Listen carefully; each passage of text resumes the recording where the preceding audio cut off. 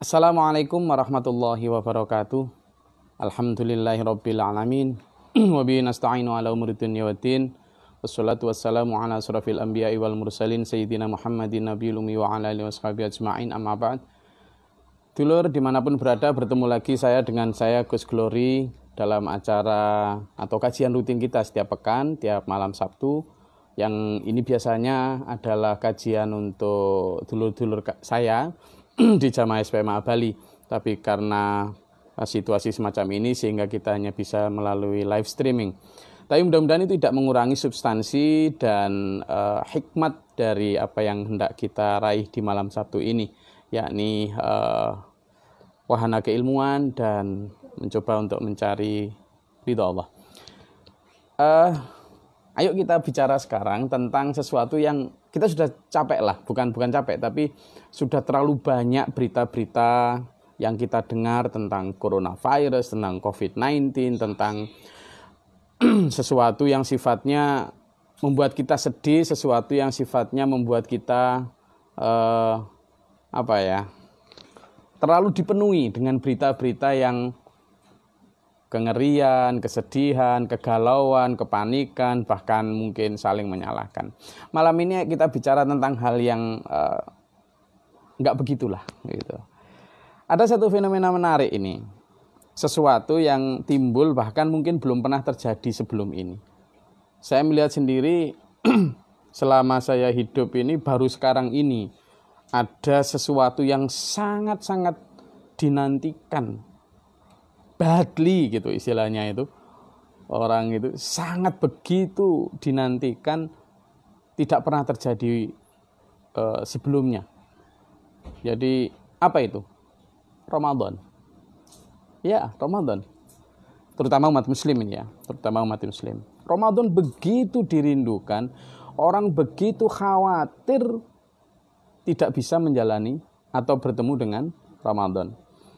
Mereka mungkin yakin tetap bertemu dengan bulan Ramadan.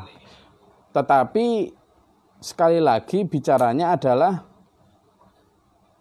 tentang apa? Kalau dulu mungkin orang bertemu Ramadan itu adalah bicara tentang nanti mudiknya kapan, nanti sangunya berapa, nanti begitu-begitu.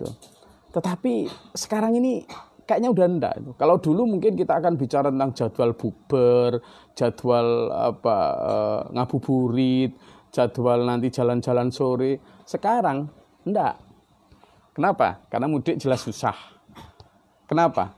Karena jelas social distancing, physical distancing, yang itu membuat hal seperti itu sudah bukan saja tidak dirindukan, tapi tidak mungkin dilakukan. Sehingga apa? Akhirnya keinginan-keinginan dulur-dulur kita muslim itu mengerucut pada satu aja.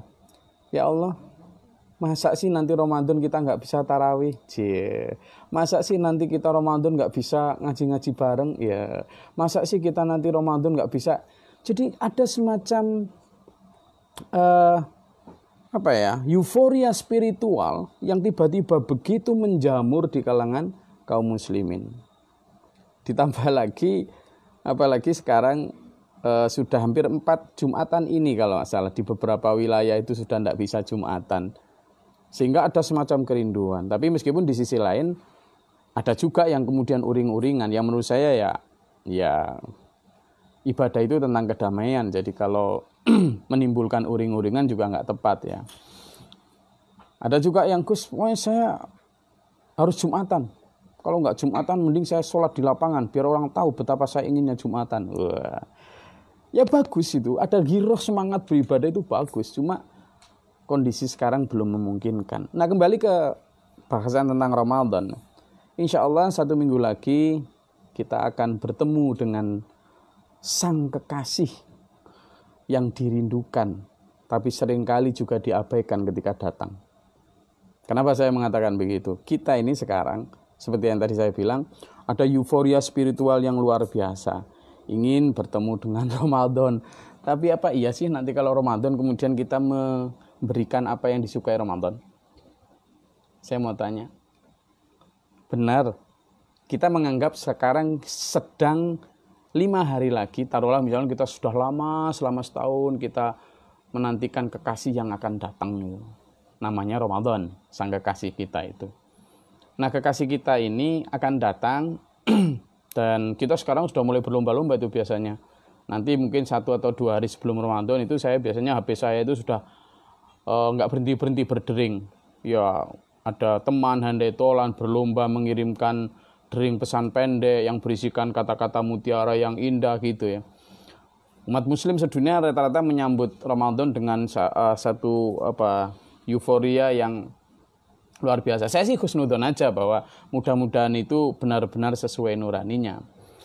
Cuma kalau kita bedah ya dulur ya, supaya kita nanti nggak kecele, supaya satu semangat bersama untuk ingin bertemu Ramadan ini nanti benar-benar termaknai secara substansial.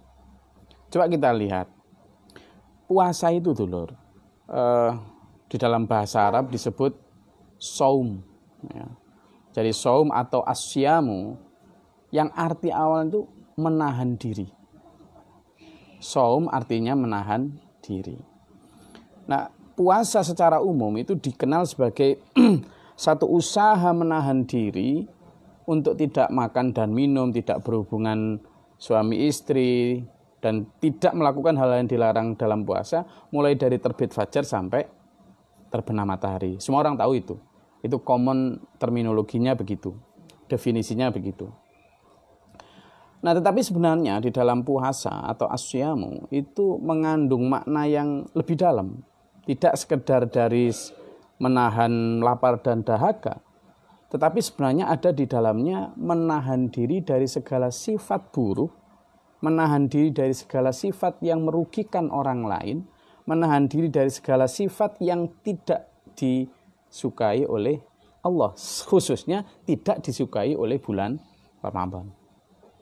Nah, ini yang kadang tidak dapat gitu, sehingga ada satu hadis yang menyatakan bahwa ada orang nanti di akhirat yang puasa tapi nggak dapat apa-apa kecuali dahaga dan lapar itu. Kenapa? Karena yang ditahan hanya dahaga dan lapar, sementara hal-hal lain nggak ditahan. Dahaga dan lapar memang nggak makan, tapi masih suka ngerumpiin tetangga, masih suka swil atau ngebully orang yang lewat di depan rumah, masih suka menggunjing teman dan sahabat. Apalagi di bulan puasa kemudian masih juga melanjutkan hobi korupsi misalnya. Ya itu, akhirnya puasanya hanya dicatat puasa yang menahan lapar dan dahaga. Nah ini, padahal kita sekarang ini sedang merindukan Ramadan. Kita tahu apa yang disukai Ramadan, apa yang tidak disukai Ramadan. Wajarnya kalau kita memang merindukan sang kekasih itu datang, begitu kekasih datang, kira-kira kita menyediakan sesuatu yang disuka enggak? Kira-kira kita akan mati-matian untuk meninggalkan apa yang tidak disuka? Nah, kalau euforia ini benar, harusnya kita ini sudah mulai list tuh. Apa ya kira-kira yang tidak disukai kekasih Ramadan? A, B, C, D. Apa ya kira-kira yang disukai Ramadan? A, B, C, D. Nah gitu. Kita udah mulai ngelis tuh. Yang tidak disukai Ramadan, ngegunjing. Yang tidak disukai Ramadan, berbicara hal yang tidak perlu. Yang tidak disukai Ramadan, saling menghina. Yang tidak disukai Ramadan, menyebar hoaks. Yang disukai Ramadan apa? Tahajud, baca Quran, tilawah, iktikaf. Nah ini yang mulai kita list, sehingga apa? Kita benar-benar menyambut Ramadan dengan tangan terbuka, with the big love. Tapi tidak hanya love-lovean, tapi love yang benar-benar dibuktikan melalui pelayanan. Apa? Yang disukai Ramadan. Nah ini yang harus. Kenapa? Karena sekali lagi dalam Islam itu praktek puasa itu di bulan Ramadan khususnya itu menuntut pemahaman yang lebih luas dari sekedar tidak makan dan minum. Kita tahu di agama-agama lain juga ada itu bentuk-bentuk ritual semacam puasa, baik di Kristen, di Katolik, di Hindu, di Buddha, ada itu. Meskipun mungkin tata caranya berbeda, tapi saya rasa sesungguhnya niatan atau substansinya sama, yakni mencoba untuk detoksifikasi hati. Bagaimana kita benar-benar bisa menahan diri, tidak saja bagaimana mengelola nafsu wadak manusia jasad ini, tetapi juga bagaimana mengendalikan ego insaninya yang berupa hati tadi. Nah ini itu dalam bahasa Arab asyamu, yang artinya juga menahan diri. Nah kalau dalam bahasa Jawa, biasanya saya orang Jawa, biasanya kita sebut dengan poso. Poso ini bahkan di dalam urutan bulan di dalam bulan Jawa itu, kalau bulan Ramadan disebut bulan poso, ulan poso. Karena di bulan tersebut hampir sebulan penuh orang Jawa yang mayoritas muslim menjalankan ibadah puasa.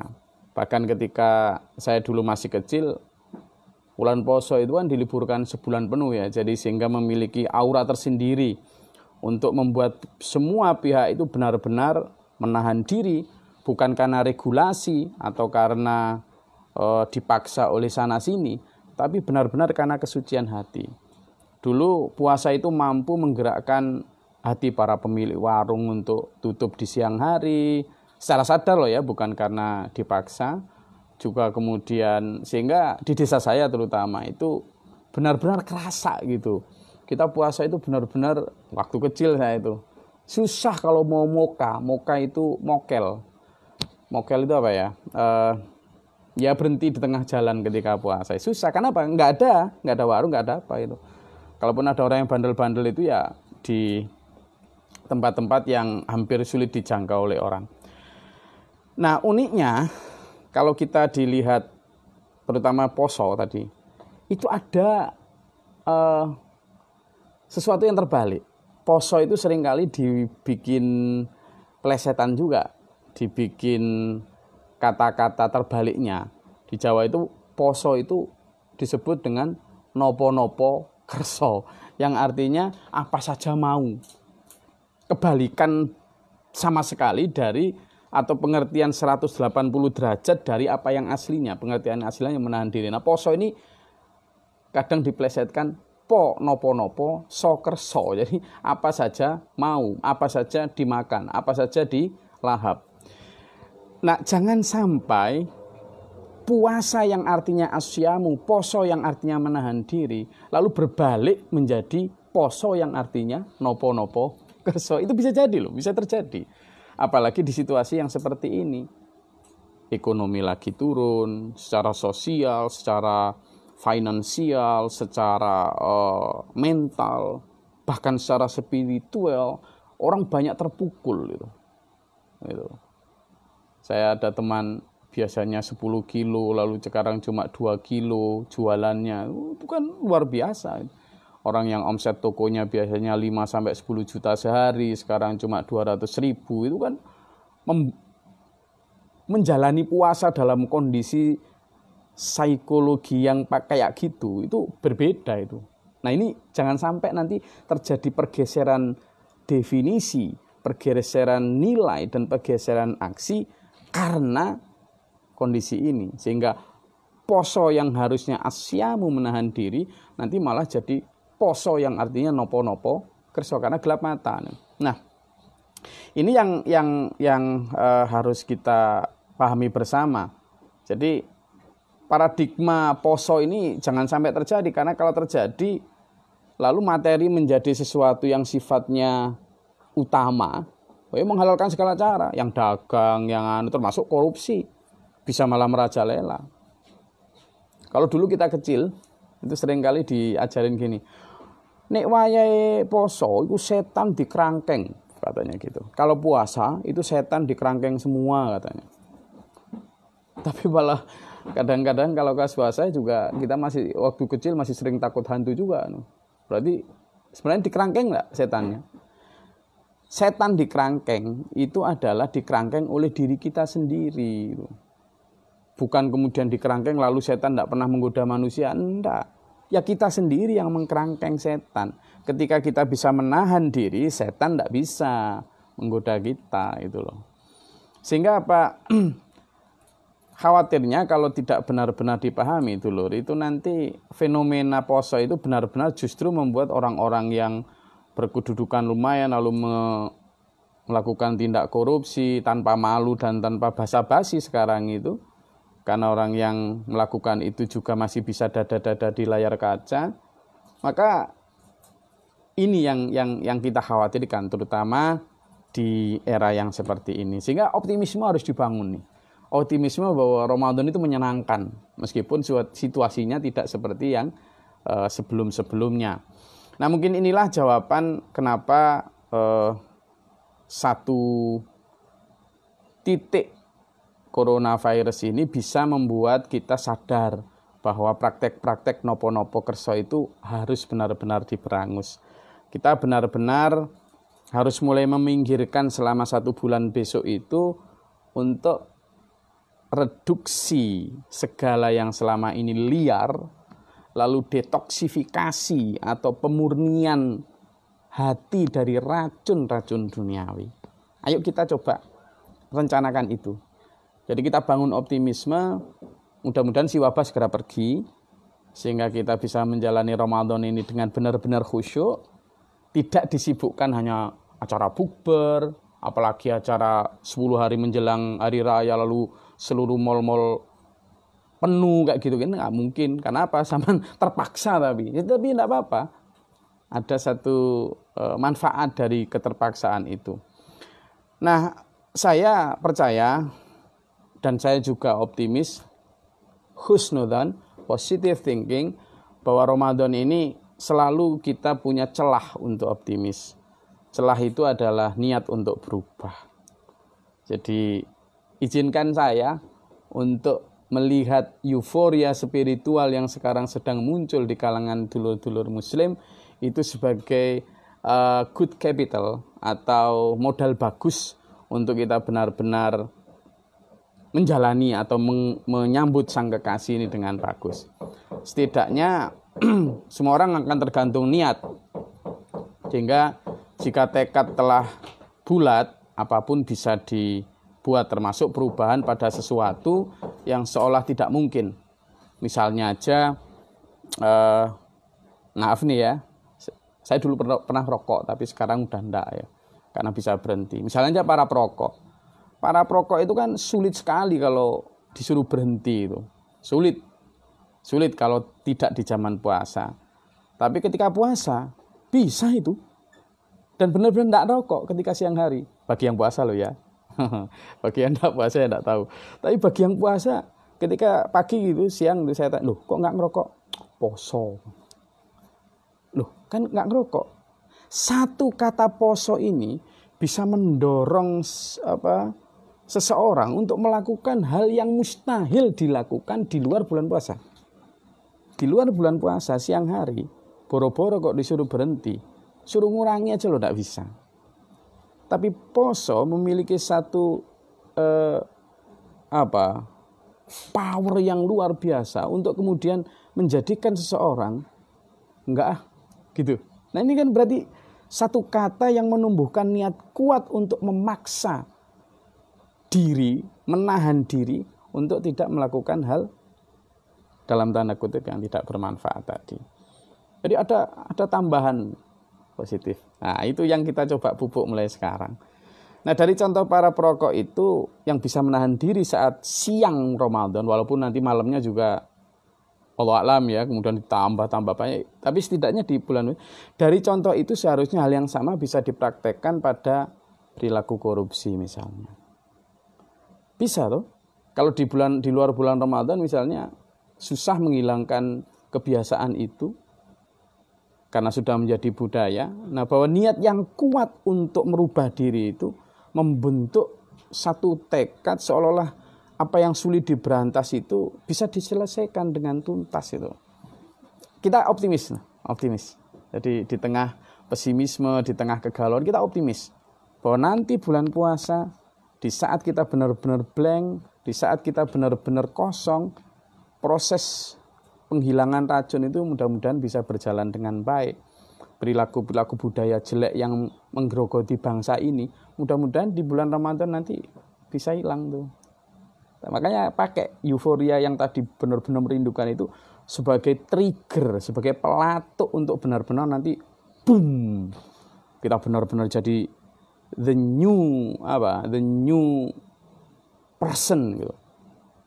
Benar-benar manusia yang baru. Saya ingin nanti mudah-mudahan minggu depan kita bisa bicara tentang banyak. Saya termasuk Ramadan Reborn, bagaimana bisa terlahir kembali di bulan Ramadan. Nanti insya Allah kita akan bahas. Nah, sekali lagi jadi penyakit-penyakit bangsa ini seperti penyakit korupsi, penyakit pecah belah, penyakit hoax, penyakit macam-macam ini mudah-mudahan bisa seperti rokok tadi yang bahkan seolah-olah sulit dihentikan di luar bulan puasa, ternyata di bulan puasa bisa. Nah, itu yang harus kita bangun.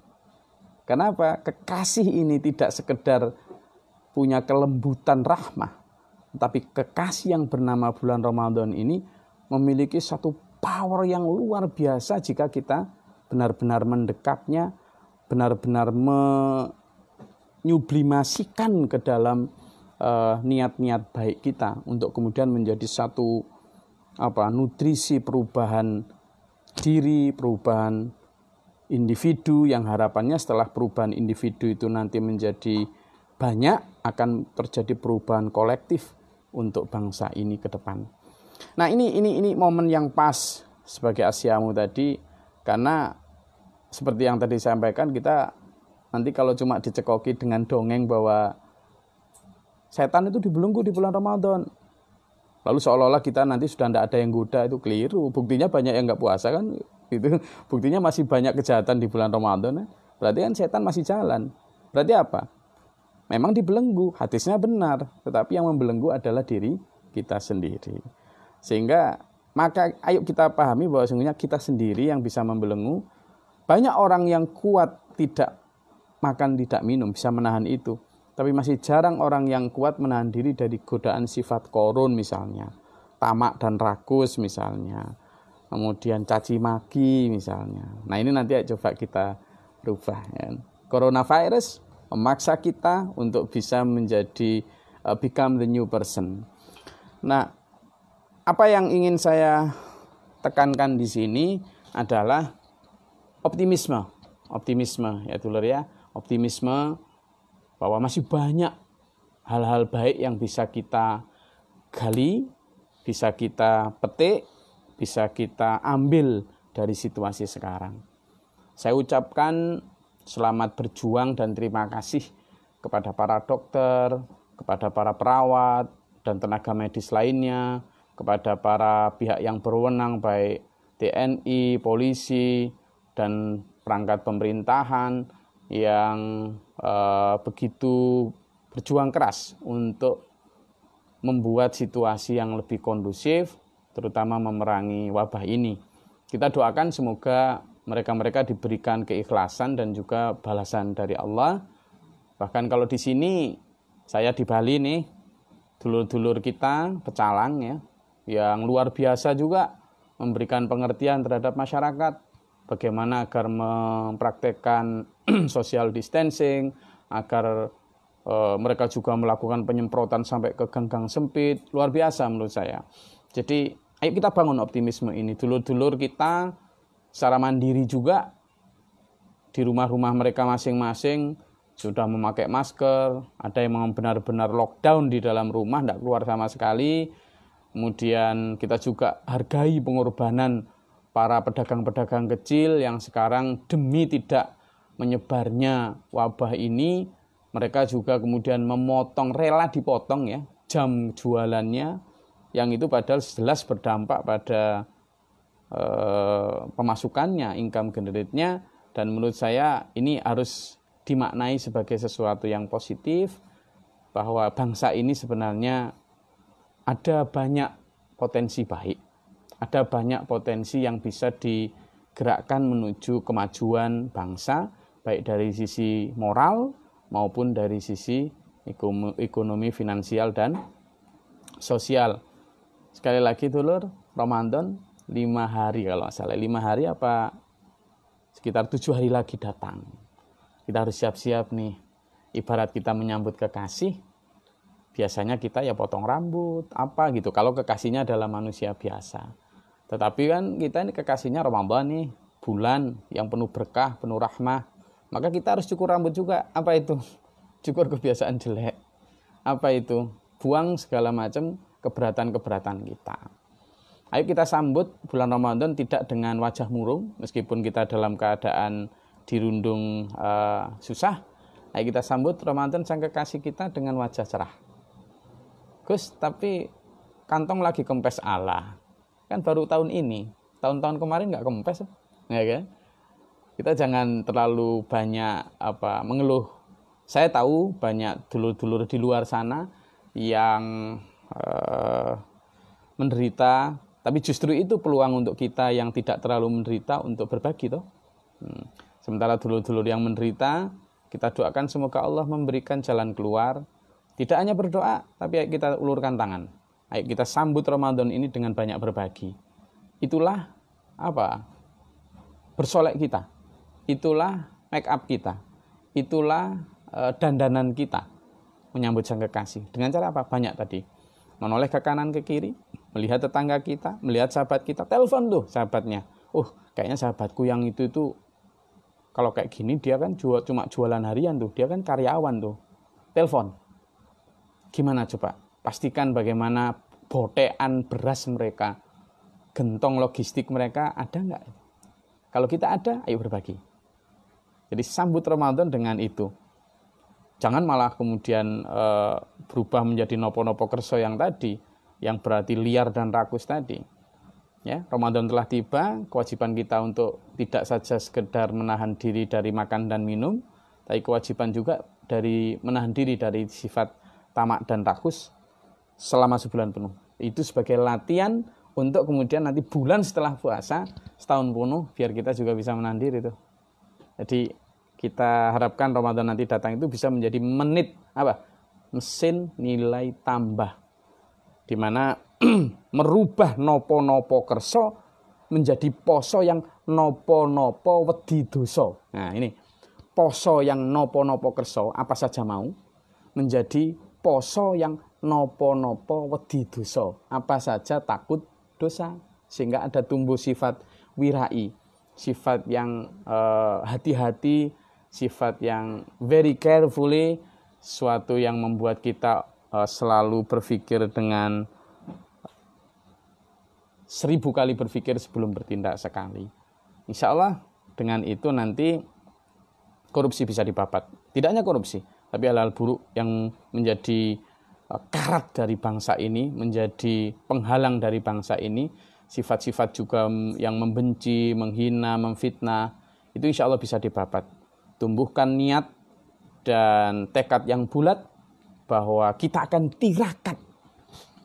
Insya Allah kita akan kuat. Tirakat insya Allah kita kuat. Gelorakan dalam hati kita niat ingsun poso. Marhaban ya Ramadan. Demikian dulur yang bisa saya sampaikan kajian pada malam hari ini. Semoga berfaedah dan bermanfaat untuk seluruh dulurku dimanapun berada dari Sabang sampai Merauke. Saya ucapkan keprihatinan yang mendalam. Saya juga berharap senyum kita, ayo kita rekahkan. Meskipun di tengah kesedihan, jangan malah dibuat lebih sedih lagi dengan wajah yang ini. Meskipun wajah saya yang nggak terlalu bisa ini juga, tapi saya coba untuk bukan kemudian meremehkan penderitaan ya, tetapi kita mencoba untuk menyemangati kehidupan dengan menebarkan senyum dan menumbuhkan optimisme. Semoga Ramadan benar-benar kita niati dengan niat ingsun poso, niat ingsun berubah. Semoga wabah ini segera pamit dari kita dan kita menyambut Ramadan dengan penuh berkah, penuh kedamaian dan penuh persaudaraan. Terima kasih. Semoga Allah meridhai pertemuan kita pada malam hari ini. Dan jika ada pertanyaan silahkan ditulis di komen. Insya Allah setelah ini nanti akan saya jawab dan kita tersambung. Bagi dulur-dulur, insya Allah nanti di bulan Ramadan saya akan melakukan live streaming secara langsung tiap hari Mungkin nanti belum saya atur jadwalnya, mungkin setelah sebelum buka atau menjelang sahur, wallahu alam, nanti kita akan atur. Dan dulu-dulu juga bagi yang ingin mengikuti diskusi-diskusi dan kajian tentang hati dan pikiran, bisa mengikuti channel saya. Saya punya channel namanya Glory Mohtar. Ya, dan mungkin kalau ingin baca tulisan-tulisan yang terkait dengan ini bisa mengakses di akun Facebook saya juga namanya Glory Mohtar. Terima kasih. Mari kita berdoa bersama, semoga Allah meridai pertemuan kita malam hari ini. Rabbi zidna ilman nafi'a warzuqna fahma. Rabbana atina fid dunya hasanah fil akhirati hasanah wa qina adzabannar. Rabbana innana sami'na munadiyan yunadi lil imani an aminu bi rabbikum fa amanna. Rabbana faghfir lana dzunubana wa kaffir 'anna sayyi'atina wa tawaffana ma'al abrar. Rabbana atina fid dunya hasanah fil akhirati hasanah wa qina adzabannar. Rabbana taqabbal du'a subhana rabbika rabbil 'izzati amma yasifun. Wassalamun ala Muhammadin. Alhamdulillahirabbil alamin. Wassalamualaikum warahmatullahi wabarakatuh.